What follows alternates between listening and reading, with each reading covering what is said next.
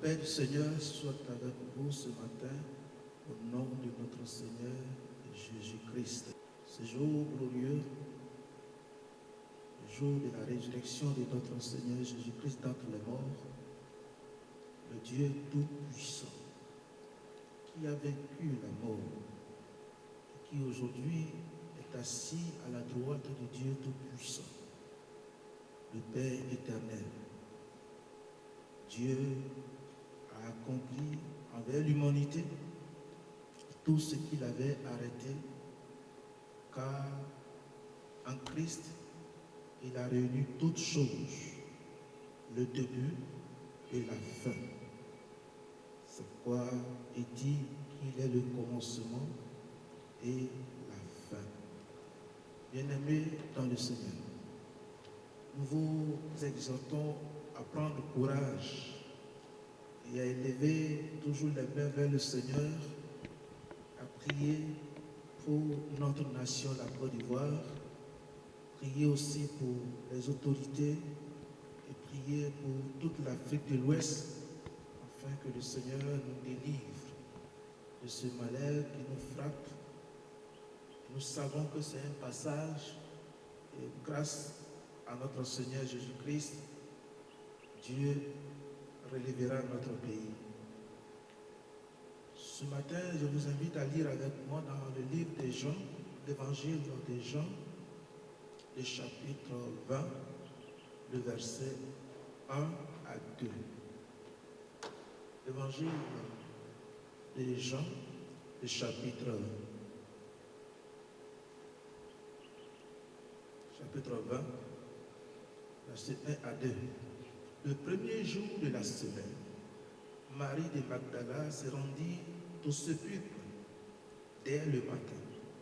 Quand il faisait encore obscur, elle vit que la pierre était ôtée du sépulcre.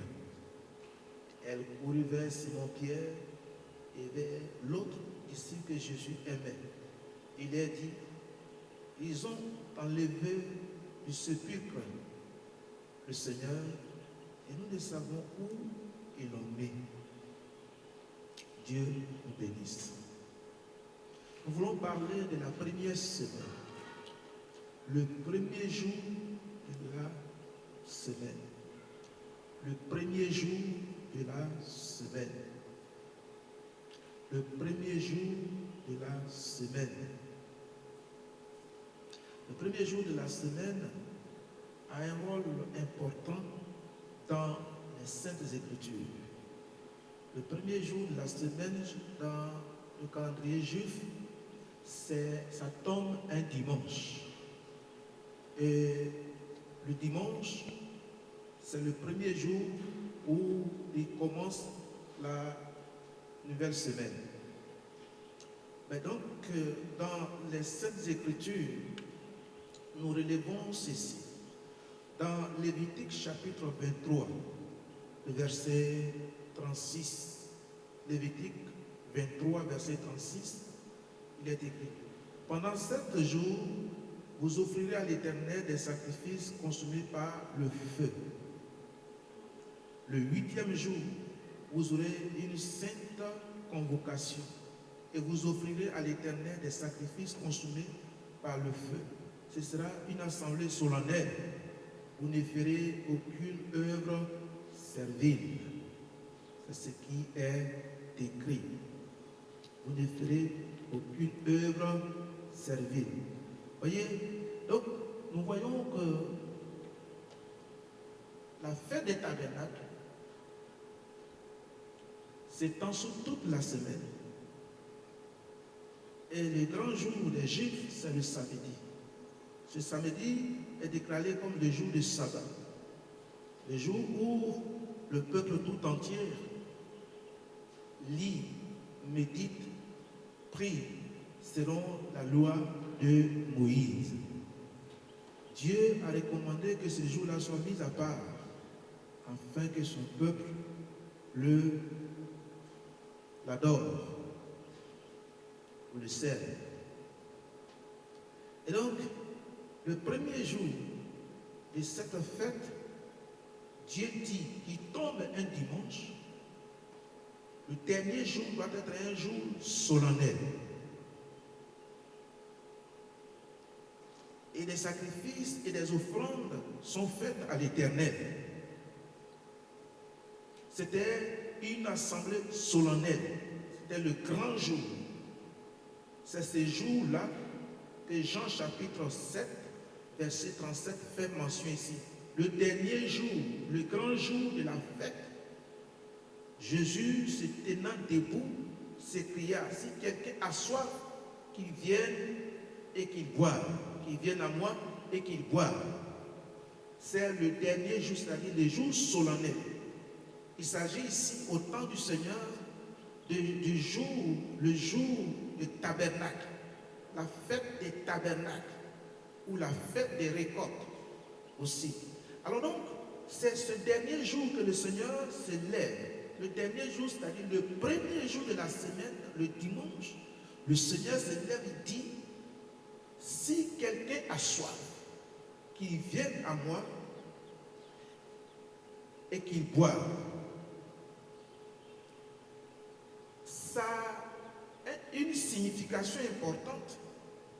Parce que lorsque Dieu disait dans Lévitique 23, verset 36, que le dernier jour sera le grand jour, une assemblée solennelle, il n'est pas rentré dans les détails.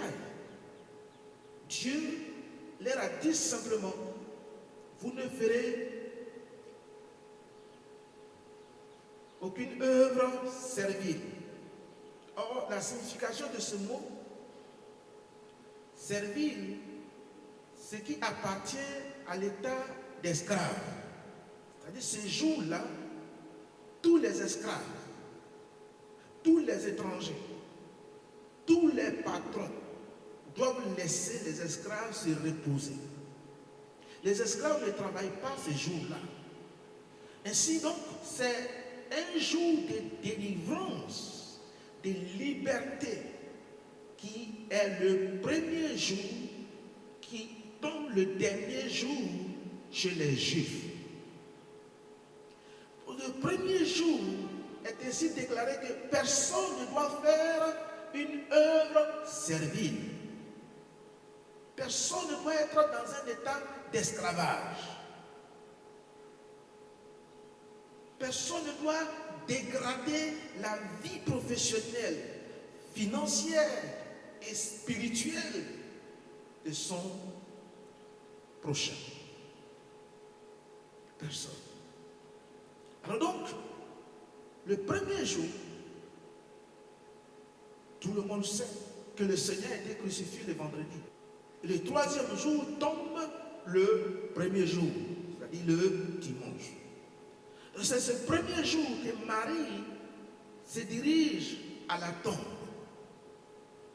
Mais voici ce qui est écrit dans le livre de Marc, le chapitre 16, verset 1. Lorsque le sabbat fut passé, c'est-à-dire le samedi, Marie de Magdala, Marie mère de Jacques et Salomé achetaient des aromates afin d'aller embaumer Jésus. Le départ de Marie et ses sœurs sous la tombe du Seigneur Jésus, ce n'est pas pour aller constater la résurrection de notre Seigneur Jésus qu'il leur avait annoncé avant d'être crucifié. L'Écriture nous souligne ici que la présence de Marie sous la tombe du Seigneur était d'aller embaumer le corps de Jésus-Christ. Et pourtant, il leur avait dit que le troisième jour, je ressusciterai d'entre les morts. Nous voyons ici le signe de la religion. Pendant même qu'aujourd'hui, d'autres sont en train de fêter la résurrection de Jésus, d'autres sont encore dans l'autre semaine, la semaine où Christ a été crucifié. Les gens continuent d'attendre l'arrivée d'un autre Messie. Si le Messie va revenir. Mais pour nous, le Messie, c'est que l'Écriture nous révèle ici, le Messie, c'est le Christ qui est venu, qui est mort et qui est ressuscité le troisième jour. Lui, il revient. Il ne revient pas comme le Messie venant pour revenir pour se crucifier, pour se laisser crucifier comme autrefois. Non, il vient pour accomplir l'œuvre à laquelle Dieu l'a mise à part, c'est-à-dire enlever l'Église, l'enlèvement de l'Église. Alléluia. Donc, voyez ici que le premier jour est important. Le premier jour est important. Mais avant de revenir sur le premier jour, nous allons encore dans le livre de Hébreux. Les Hébreux, l'Épître aux Hébreux, le chapitre 4, versets 8 à 9, dit ceci. Car si Josué leur eût donné le repos, il ne parlera pas après cela d'un autre jour. Il y a donc un repos de sabbat réservé au peuple de Dieu. Nous savons qu'après Moïse, Dieu a suscité Josué pour continuer l'œuvre que Dieu a confiée à Moïse en faisant entrer le peuple de Dieu dans la terre promise. Alors, il est dit que c'est Moïse, Josué qui donnera le repos au peuple. Mais il est dit, car il est notre Dieu et nous sommes le peuple de son pâturage, le troupeau que sa main conduit. Or, si vous pouvez écouter aujourd'hui sa voix, c'est dans Psaume que cela est écrit. Et c'est dans le temps de David que cela est écrit. Ça veut dire que l'autre peuple, il y a un peuple qui n'a pas écouté la voix du Seigneur pendant que les oracles sortaient. Pendant que lorsque Moïse parlait, beaucoup n'ont pas écouté sa voix. Alors, Dieu pose la question ici. Si véritablement Josué a fait rentrer le peuple dans le repos, pourquoi il est-il question qu'il annonce encore un autre repos? Ça veut dire que ça n'a pas été possible. Ça n'a pas été possible. Et dans Matthieu chapitre 17, verset 1, il dit, 6 jours après, Jésus prit avec lui Pierre, Jacques et Jean, son frère, et il les conduisit à l'écart sur une haute montagne. Marc dit encore, 6 jours après, Jésus prit avec lui Pierre et Jacques et Jean, et il les conduisit seuls à l'écart sur une haute montagne. Il fut transfiguré devant eux. Mais écoutez ce que Luc dit. Environ 8 jours. Luc chapitre 9, verset 28. 8 jours après qu'il eut dit ces paroles, Jésus prit avec lui Pierre, Jean et Jacques et il monta sur la montagne pour prier. Luc précise qu'environ 8 jours. Marc dit 6 jours. Matthieu dit 6 jours. 6 jours, c'est le chiffre, vous le savez, de l'homme. Le premier 6 jours fait allusion au ministère de Moïse. Alors, Moïse n'a pas pu entrer dans la terre promise avec le peuple.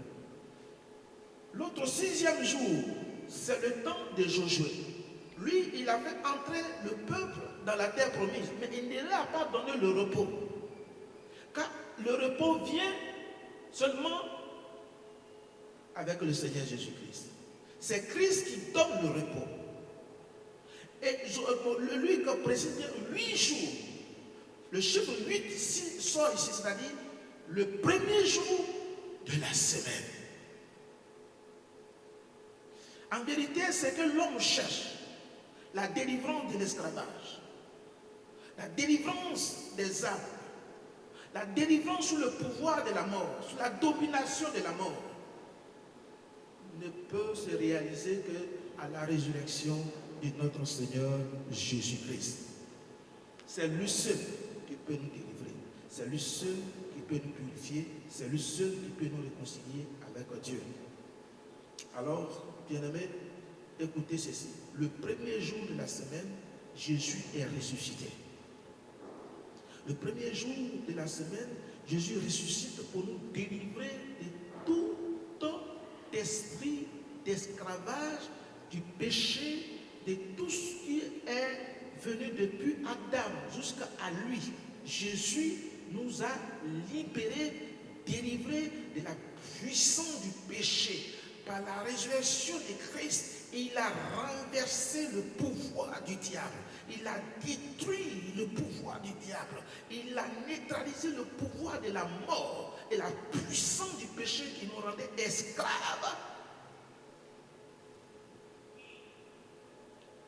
À cause du premier Adam, Dieu nous a délivrés. Dieu nous donne une vie nouvelle.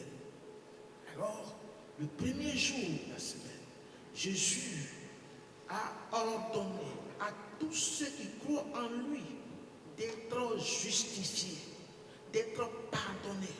Voyez-vous, il est crucifié vers la fin, en fin de semaine.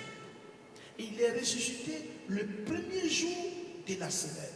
C'est-à-dire quoi? Il est le commencement et le dernier. Il est le début et la fin. Jésus-Christ prend sur lui, dans la semaine, l'ancienne semaine, en fin de l'autre semaine, il prend le péché de l'humanité. Il meurt. Il a souffert à cause de nos péchés, à cause de nos transgressions. Il a souffert, il a été enterré, il est mort. Donc, le premier jour, il revient à la vie. Le premier jour donne un nouveau calendrier. Le premier jour, c'est un autre jour. Le premier jour, c'est une autre année proclamée comme année de grâce et année de paix. Le premier jour de la semaine, c'est un jour où Dieu se réconcilie avec l'homme. Le premier jour de la semaine, c'est un jour de repos, c'est un jour de paix, un jour de joie. Le premier jour de la semaine, c'est un jour de la réconciliation, comme je l'ai dit tantôt, et la paix avec Dieu. Il n'y a qu'en lui que nous pouvons avoir la paix. Il n'y a qu'en lui que nous pouvons être pardonnés de tous nos péchés. Donc le premier jour de la semaine, Jésus-Christ est ressuscité. Le premier jour de la semaine, Jésus-Christ a remporté la victoire. Ainsi donc, bien-aimés, tout péché qui commence dans la vie d'Adam jusqu'à de nos jours, le jour où vous avez accepté le Seigneur, tout ce passé-là, le pouvoir, la puissance de la mort a été neutralisé. Jésus vous délivre. Jésus vous introduit dans un monde nouveau appelé le royaume des cieux. Ayons foi en ce que Jésus a fait. Ayons foi en ce que Jésus a fait. Ayons foi en le sacrifice de notre Seigneur Jésus-Christ. Oui, le premier jour, c'est le jour de la nouvelle naissance. Le premier jour, à partir de ce premier jour et les jours qui viennent, maintenant, l'Esprit de Dieu peut descendre. Vous savez que le premier jour, le jour qu'il est ressuscité, il a fait 50 jours. Et c'est le 50e jour que la Pentecôte a eu lieu, que le Saint-Esprit est descendu au jour de la Pentecôte. Qu'est-ce que cela veut dire? C'est-à-dire les 7 semaines qui annoncent 49e jour. Et le 50, appelé Pentecôte, tombe aussi le premier jour du dimanche. Le premier jour de la semaine, c'est-à-dire le dimanche. C'est pourquoi tout le peuple était à Jérusalem en ce jour-là. En ce jour, le monde entier était là. La multitude sont venues partout dans le monde. Parce que le 50e jour, c'est-à-dire le premier jour, c'est aussi un grand jour. Jésus ressuscite le premier jour. Il envoie le Saint-Esprit le premier jour. Ça veut dire que même les frères juifs et le monde entier sont entre ses mains. Et il ne peut pas faire autrement parce que la vie est avec le Seigneur. La vie est entre ses mains. Il remplit tout. Il est le Dieu tout-puissant. La Bible dit qu'il est la science. Christ, il est la science de Dieu. Christ est la science de Dieu. Frère, lorsque Marie est arrivée, elle a commencé à chercher avec les aromates dans la main. Elle cherche le corps. Elle arrive. D'abord, la pierre est roulée. Elle regarde. Elle ne trouve pas la tombe. Elle ne trouve pas le corps. La tombe est vide. Elle avait ses aromates dans sa main. Mais embaumer qui? Elle se promène, elle cherche. La Bible dit qu'elle regarde dans la tombe. Elle a trouvé, elle voit 2 personnes. Elle a demandé, vous, là, vous cherchez parmi les morts celui qui est vivant. Il n'est point ici. Il n'est point ici. Je sais qu'il y a des millions d'hommes, des millions de personnes qui vont à Jérusalem juste pour aller voir où Christ a été enterré, pour se prosterner et pleurer un peu, revenir. Ça n'a rien à voir avec la conversion. Ça n'a rien à voir avec la conversion. Jérusalem, où vous allez là, il y a 2 tombes de Jésus. On ne sait pas où se trouve sa tombe. S'il y a 2 tombes, ça veut dire que personne ne sait où se trouve la tombe. Allez les chercher dans la tombe, ce n'est pas ce qu'il nous a demandé.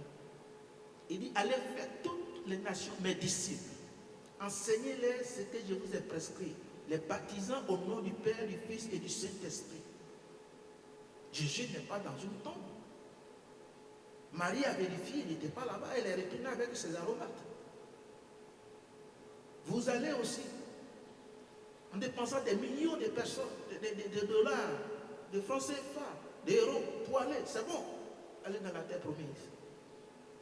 Mais ce n'est pas pour aller chercher Jésus-Christ. Vous allez vous prosterner dans la tombe de Jésus. Pour chercher quoi? Pour être reconnaissant en Dieu. C'est pas ce que l'Écriture nous a recommandé. Dans toute l'Écriture, depuis les apôtres, je n'ai jamais lu quelque part que le jour de la Pâque, les disciples partaient visiter la tombe de Jésus. Ils prêchaient l'évangile. Ils prêchaient la parole. Ils prêchaient la repentance. Parce que l'onction était sur eux. L'onction n'était pas dans la tombe. La tombe, c'est le symbole de la mort. La tombe représente le passé. La tombe représente la vie du passé. Maintenant, Jésus ressuscite le premier jour. Le premier jour a un nouveau message. Le premier jour, c'est le message de la délivrance, du salut, de la nouvelle naissance, de la proclamation de la nouvelle dispensation de la grâce. C'est ça, le message du premier jour. C'est ça, le message de la Pâque. C'est ça, le message de la résurrection de notre Seigneur Jésus-Christ. Premier jour, c'est le jour de ta victoire. Premier jour, c'est le jour de ta résurrection. Car il est écrit dans Éphésiens 2, verset 1 et la suite, que nous étions morts par nos offenses. Mais Dieu nous a ressuscités avec Christ et nous a fait asseoir à sa droite dans son royaume. C'est ça. Nous étions morts et nous a ressuscités. Nous étions ennemis de Dieu et il nous a réconciliés avec Dieu. Aujourd'hui, nos péchés nous sont pardonnés. Nous sommes appelés fils de Dieu. Nous devons rendre témoignage, témoigner que Jésus-Christ est ressuscité dans le mort. Ce n'est pas pour aller dans la tombe là-bas. Ça fait 2000 ans qu'il est ressuscité. Il n'est pas dans une tombe. Il est en toi. Son esprit est en toi. Sa puissance est en toi. La révélation est en toi. Proclame Christ où tu es, où tu te trouves. Enseigne Jésus-Christ. Alors les miracles, les signes vont accompagner. Les miracles, les signes vont accompagner. Que la paix soit avec vous ce matin. Que le Seigneur vous bénisse. Je vous aime dans le Seigneur. Et que la grâce soit avec vous. Retenez ceci. Le premier jour de la semaine, c'est le jour de la résurrection de notre Seigneur Jésus-Christ. C'est le jour de la vraie adoration. C'est le jour d'une assemblée solennelle où le peuple de Dieu s'assemble partout dans le monde entier les dimanches. Le peuple de Dieu se rassemble pour adorer le Seigneur parce que c'est le premier jour. Le premier jour, Dieu inaugure la vie nouvelle. Le premier jour, Dieu révèle le Sauveur. Le premier jour, Dieu révèle son Fils comme étant le Messie, le vrai, le seul Sauveur, le seul Sauveur, le seul Sauveur, le seul chemin qui mène à Dieu. La seule vérité, c'est Jésus-Christ. La seule vie, c'est Jésus-Christ. Vous l'avez en vous. Le premier jour de la semaine, tes péchés ont été pardonnés. Le premier jour de la semaine, tu peux maintenant t'approcher de Dieu. Le premier jour de la semaine, le sacrificateur éternel de Dieu est entré et il est ressorti dans la présence de Dieu avec vie et force. Paix soit avec vous au nom de Jésus-Christ. Amen.